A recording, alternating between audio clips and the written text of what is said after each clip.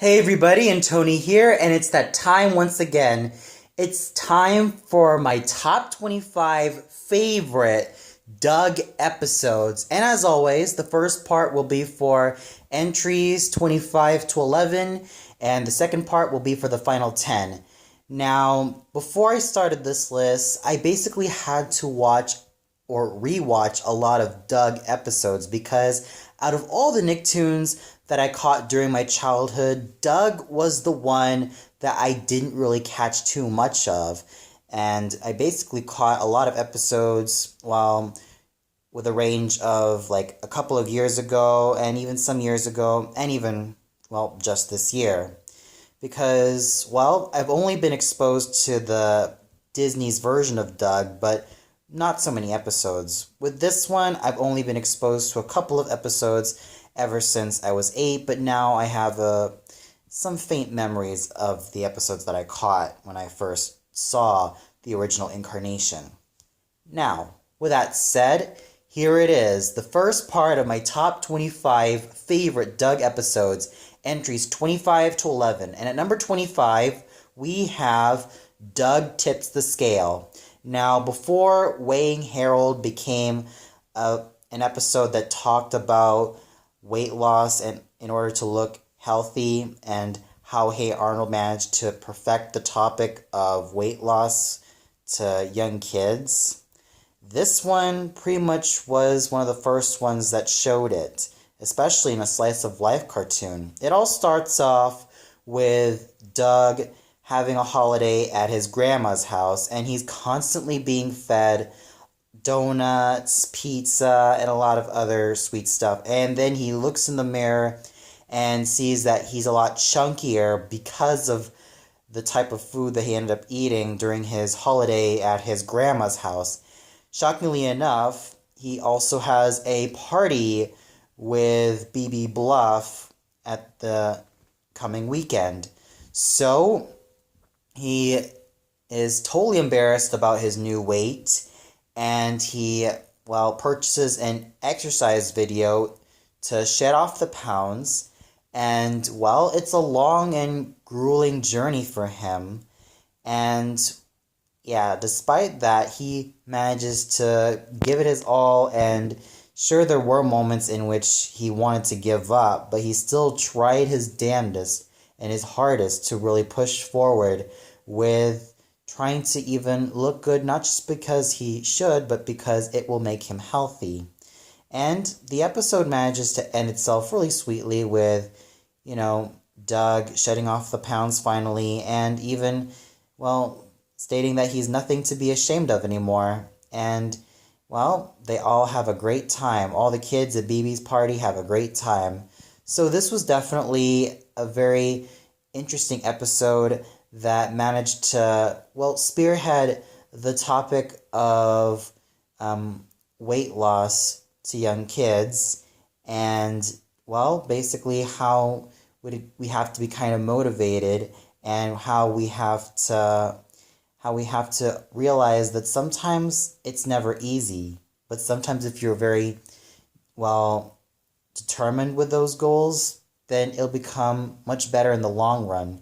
Sure, it was Weighing Harold that managed to perfect the topic of weight loss and looking healthy and feeling healthy. This one did start it, and I felt it started it off really well. At number 25, we have Doug's Bum Rap, in which Doug is accused of cheating from a star student by the name of Chalky. Now, Chalky is also not just a star student, he's also a jock. He's also very well known for a lot of other activities at school, and he's basically like the overachiever, which is also helped because of the fact that his father, constantly wants him to achieve everything and really wants him to achieve everything from school to sports to all the other extracurricular activities. And when Doug is accused of this misdemeanor, he's faced with a lot of trouble, and he basically wants someone to clear his name until he finds Chalky. Now, what happens to Chalky is that it's also understandable of what Chalky goes through. Chalky is the type of person who is an overachiever, mostly because, well, he also comes from a family of overachievers as well.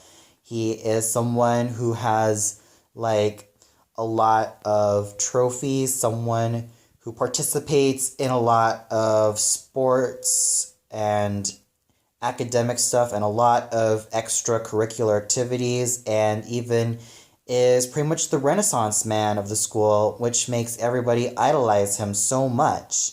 And when Doug finds out that Chalky has to come clean and, well, stated that he ended up copying off of Doug's answers, well, he did get his comeuppance, but, well, it's safe to say that, well, when Chalky came clean, it was like, okay, at least he managed to tell the truth. At least he didn't need to prove himself, or he didn't need to hide his ass. He just needed to tell the truth and just leave this all behind him.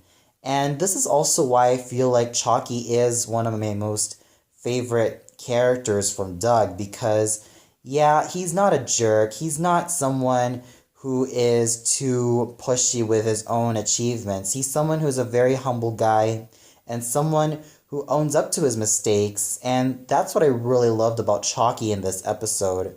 Oh, sure, he did admit that he did cheat on the test in which he copied Doug's answers, ultimately having Doug getting the blame for it, but ultimately Chalky owned up to his mistakes, and all is well in this episode.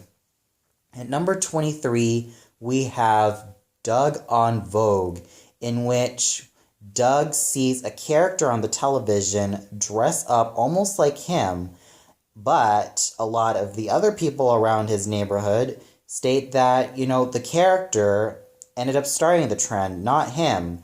And Doug feels like he's part of this huge trend thing, when in fact those are the type of clothes that he wears every day.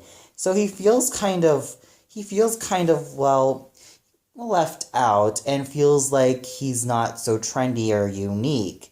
And, well, he definitely wants to find his own uniqueness and tries his very hardest, but at times it feels like he's failing. So it really does show that, in life you have to embrace your own uniqueness, because ultimately that's what really makes you special, and that's what makes you really great. And that's what this episode really teaches. Sure, it is kind of unorthodox in how it manages to tell its tale, but at least it's not preachy. At least it doesn't hammer it down your throat. And at least I could really have a great laugh and enjoy this episode for the message that it tries to tell. Number 22, we have Doug Wears Tights. Now, I have something to admit right here. I actually like a lot of the ballet episodes and a lot of animated installments, because once upon a time, from when I was 5 until I was 10, I used to do ballet, though nowadays my focuses are more on the likes of acting, singing, and maybe even becoming an English teacher or two. So with this episode, I actually found this to be a very enjoyable ballet-related episode. Oh, sure, I've seen a lot of other fun ones as well, like Cliff's Little Secret and Hercules and the Muse of Dance, Johnny Get Your Tutu, and many, many others as well. But this one I actually feel was the one that I enjoyed the most, mostly because it has a very down-to-earth feel, and it, well, basically gives a lot of the characters such great time to shine in the Bluffington Theater's production of the Beet Cracker, which is a parody of the Nutcracker. And Doug ends up signing up, and even Patti, but Doug realizes that he ended up signing for the dancers. At first, Doug was kind of awkward in the way he practiced his ballet moves. When he tried doing the plie, it seemed as though his own legs were tied. But well, he ended up getting better and better, and to the point where Madame Mimi felt that he could be the Beet Cracker Prince. And Patti is a very strong candidate for being the Sugar Beet Fairy. However, BB's mom wants BB to be the Sugar Beet Fairy because, well, Mrs. Bluff ends up owning the theater because what more can you expect? It's Bluffington. So BB tries it out, but ultimately her natural goal was to be in charge and even take part of the costume designs. So that was actually her major goal. And what's surprising as well is that Roger Klotz and his goons ended up playing the Rat King and his minions, which I thought was a very fun twist in this episode. So overall, out of all the ballet episodes of different animated installments that I've watched so far, I definitely have to say that this is the one that I enjoy the most and one that I have a lot of fun with, mostly because it is so down to earth and it's just so fun to really see these characters bust a move. At number 21, we have Doug Bags a Neematoad, which is the very first episode of Doug. So basically it starts off with the funnies, Mr. and Mrs. Funny, Judy, Doug, and Porkchop moving to Bluffington from their original hometown. At first, they're kind of like, well, they're actually very, well, positive of their new experience here, with the exception of Doug, who is kind of unsure. Until that one fateful day when his family decides that Doug should be in charge, and even along with Porkchop with getting some fast food from a new fast food joint by the name of Honkerburger. And he meets a very eccentric neighbor by the name of Mr. Dink alongside his wife, who is a lot more straight-minded or straightforwardly minded by the name of Tippy Dink. And then Mr. Dink shows Doug a video about the Honkerburger and a lot of other important sites of Bluffington. So that fateful day, Doug ends up going to the Honkerburger where he meets a lot of new and colorful characters like Skeeter Valentine, whose real name is Mosquito. He ends up becoming Doug's best friend, and then you have Roger Klotz, who ends up being Doug's bully. He even is infatuated with Patti Mayonnaise, and especially when he first sees her. So he gets used to a lot of other shenanigans here in this city called Bluffington, and Roger gives him a dare to catch this very fabled Neematoad, which is a very special type of toad that is, well, very well known for being such an urban legend around the city of Bluffington. So he tries it out, and, well, he felt like such a fool by like listening to Roger Klotz in the first place. So Porkchop decides to disguise himself as the Neematoad, scares off Roger and his goonies, and, well, pretty much pretends to bag the quote-unquote Neematoad. And the episode basically ends really well, with Doug stating that he's going to enjoy his time in Bluffington. He's made some new friends. He's kind of found a sort of frenemy in Roger, but he knows for a fact that he's going to enjoy his new time in Bluffington, all the while Roger is doing the quote-unquote Neematoad call. So overall, this was definitely the very first episode that really made a lot of Doug fans really tune into the show, and this was definitely a very strong impression of what the show was really going to be. At number 20, we have Doug Takes a Hike. Now, this was an episode that I actually really liked because, well, you get to see Doug befriending a snake, and then Roger feels so scared of it because, we see in a lot of instances that Roger is the main bully. And this is one of those instances in which Roger can be pretty nice, and you could really see that, yeah, sometimes his bark has a tendency to be a lot worse than his bite.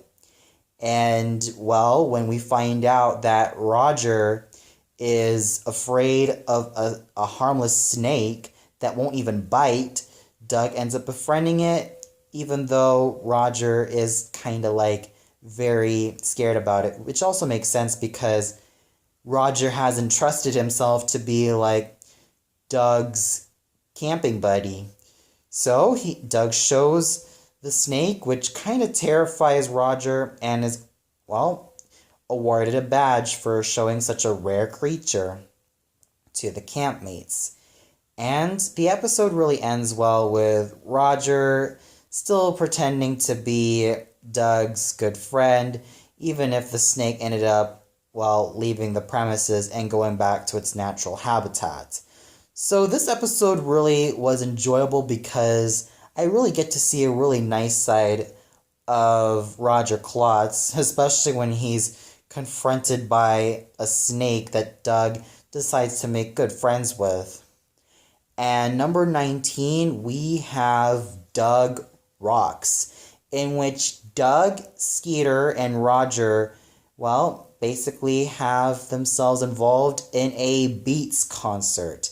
And they answer a phone question about what is the Beets singles, what are all of these Beets trivia questions, and even Skeeter does help Doug understand and even learn about who the Beets really are as a band. Now, interesting fact, the Beets are basically a parody of the Beatles, with the exception of, in this version, we see that there is one female member, just to add a lot more diversity in a lot of rock bands. Whereas with the Beatles, it was mostly like male singers and male artists, with Yoko Ono coming into the mix after being married to John Lennon. So this was definitely a really fun episode, especially when we get to see the Beets in person, and then Doug and Skeeter are rocking out to their beats, and the music that they sing is just extremely catchy, and it's just extremely unforgettable that it's almost become kind of an earworm for me, and it's just a lot of fun listening to the song that they sang. And overall, this was definitely a very fun episode, especially when Doug and Skeeter ended up meeting their childhood idols, the Beets. So this is definitely an enjoyable episode that has left a huge smile on my face. At number 18, we have Doug's Big Feet, in which, well, Doug is seen kicking a football like miles away, which impresses the coach. But every time Doug tries to redo that feat, it's like he ends up failing a lot. And I have to say that this episode was a really enjoyable episode because this was definitely one of my favorite underdog Doug stories. Now, we all know Doug as this awkward and very, very sensitive, very shy young tween. But with this, it really does show that at times he can have like huge talent just as long as he works for it. And this episode really does prove it well. At number 17, we have Doug Clobbers Patti. Now, in a lot of episodes, we do see that Doug has, well, a lot of strong feelings for Patti, to the point where he ends up having a crush on her. Sure, Patti does understand that, but she mostly sees Doug as a friend, and at times, Doug also does see Patti as a great friend, too. So their chemistry throughout the show is really quite sweet and really quite, well, fun to watch. And, well, even though, well, in the later parts of the episode, we do see that Patti ended up having more of a losing streak, like missing the baskets, and even to the point where she ends up losing in bowling, and even in a game that Doug and Patti play a lot.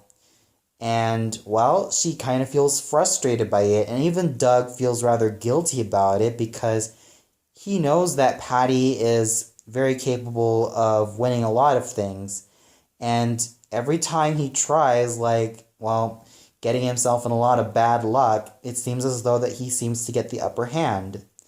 So this episode really was enjoyable because, well, I really get to see that, yeah, Patti does have her flaws as well.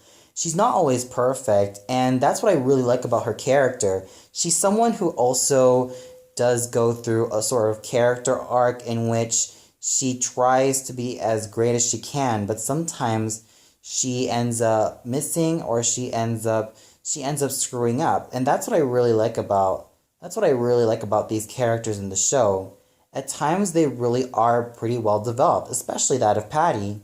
So this is yet another episode that I really like so much that also basically makes me kind of feel for both Doug and Patti because, well, when you think about it, both of them are really great friends and they support each other really well. And this is the one that really shows just how strong their friendship really is. At number 16, we have yet another Doug and Patti centered episode, Doug's Cookin'. Now, in this episode, Patti admits that, well, she can't really cook. That's why she was so hesitant to have Doug as her partner. At first, she thought she's rather unsure because what if Doug has a lot of high expectations for someone who should be like a master cook?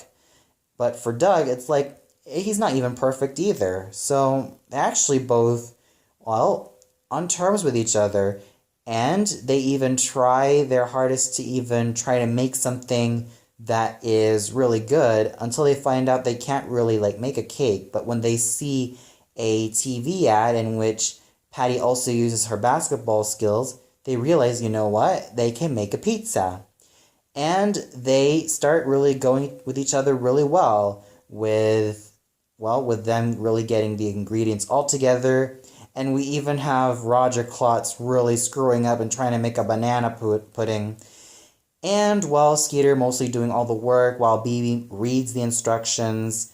And, well, hijinks ensue as the banana pudding that Roger made ended up being splatted into the pizza of Doug and Patti until they realize, oh, there are people that actually like it, even though Doug and Patti were almost about to give up.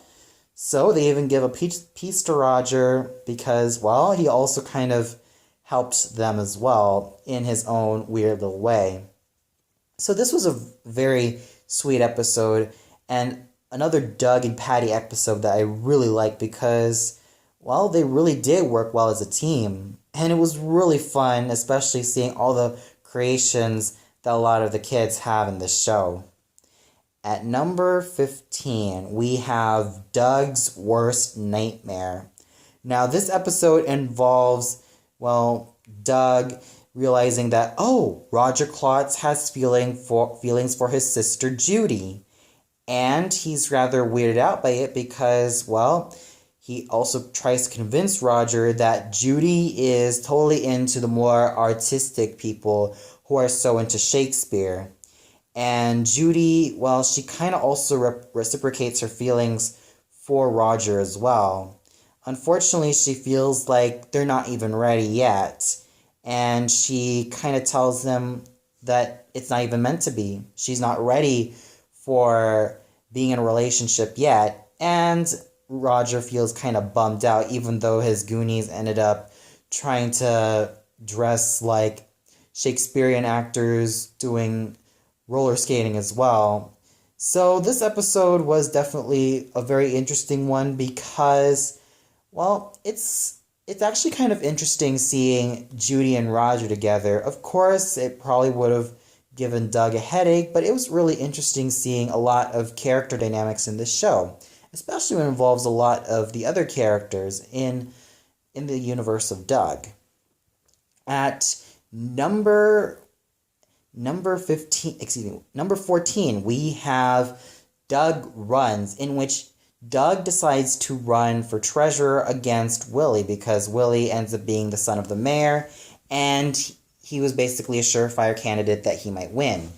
Unfortunately, Willie may not be reliable too much, even though his own father is the mayor of Bluffington. So we have Mr. Dink's wife, Tippy, who is also running for mayor because, well, she decides that she needs some changes in the town.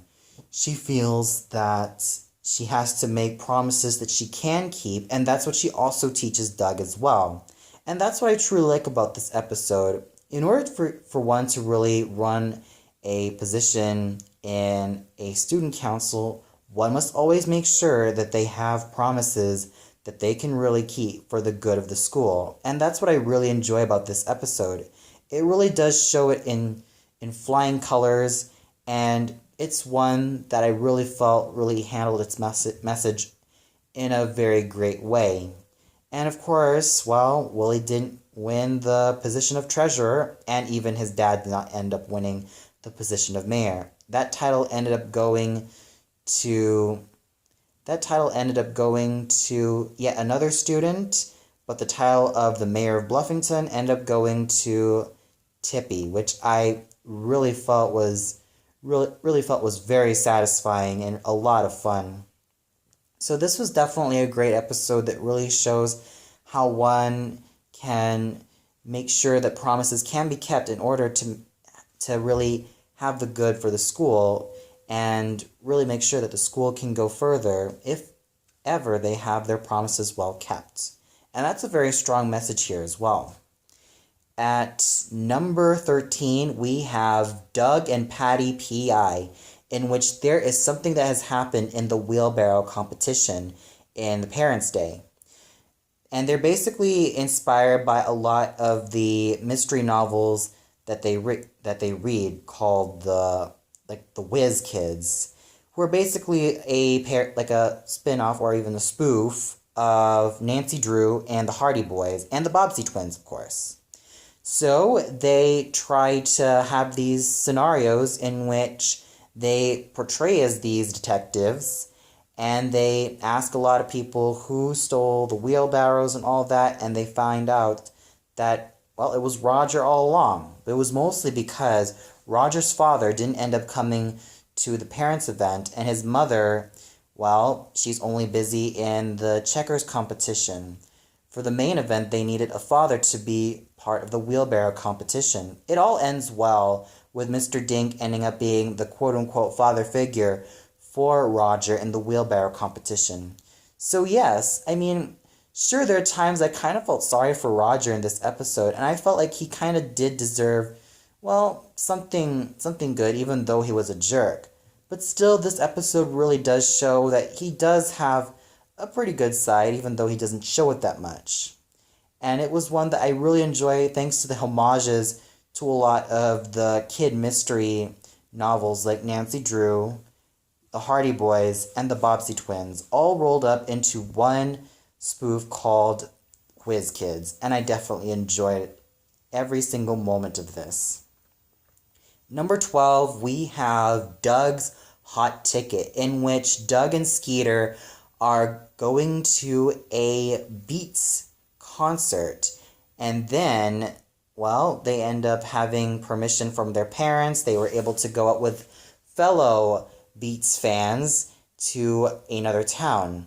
Unfortunately, Doug and Skeeter end up in the cafe where they ended up, while ordering too much, and even not ordering too much, but they basically had a lot of conversations with a lot of colorful people as well, especially a truck driver named Charlene. Unfortunately, the other, well, band fans end up leaving them until it takes a sheriff that will end up taking them to the main event, only to find out that, oops, they lost the tickets, so they decided to help out the bandmates by carrying all the instruments, all the equipment, and all the other things on stage, thus leading the episode to end really well with Doug and Skeeter enjoying the concert. So it really does show that you can really make the best out of a bad situation as long as you don't dwell on it. And this episode really shows it very well. And It's one that has left a huge smile on my face. At number 11, we have Doug's dental disaster. Now, talk about an episode that kind of speaks to me as well, because once upon a time, ever since I was a lot younger, I used to hate injections. I would cry all the time. I would wail all the time every time I would think about those injections, and even if I ended up being injected as well, mostly because of immunization purposes. But this episode kind of makes me realize that, not all things are bad. You just need to stop thinking about them and then just march forward, and then everything will be okay. And that's what I definitely got from this episode. Sometimes it's okay. You just have to make sure that you don't let those scary thoughts get in your head, and you just have to face your fears and then just be calm, and everything will go okay. And sure, Doug had a cavity, but he realized that he had to do something about it. And that was, well, going to the dentist, even though he was reluctant to. So he plucked up the courage, ended up going to a dentist who was a very nice woman by the name of Dr. K, and he ends up having his operation done well. So this definitely was an episode that actually kind of spoke to me and kind of resonated with me as well, and one that I still look back with a lot of fondness. Well, that's all for this part. Stay tuned for the final 10, in which I'll discuss in part 2, as usual. So until then, see you later, everybody.